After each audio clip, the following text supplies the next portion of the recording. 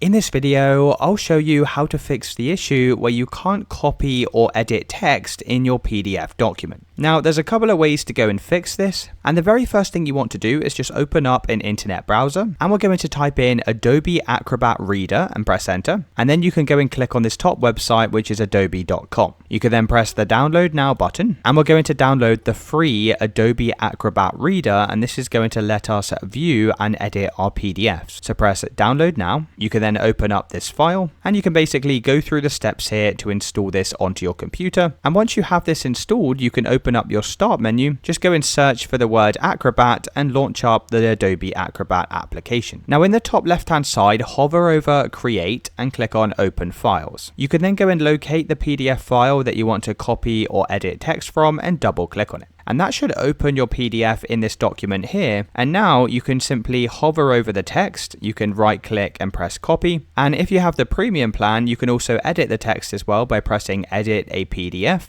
And this will allow you to edit the text in your document. Now, if you don't have Acrobat Pro and you want to make changes to your text, I'm going to show you a free way that you can go and do this as well. So if you just go and open up an internet browser, now from an internet browser, make sure you're signed in to your Google account in the top right hand side here, and then click on this square icon and press Drive. You can then click on New, click on File Upload, and then go and upload your PDF document. Once you've uploaded your PDF document, press Recent in the left hand side, then go and double click on it, and you'll have this option here for Open with Google Docs. Press this, and as you can see, we can now edit the text of our PDF document. So once you've made all of the changes to your text, we now need to convert this back into a PDF, and you can do this just by pressing File, click on Download, and just press PDF document, and that's going to re-download this as a PDF document.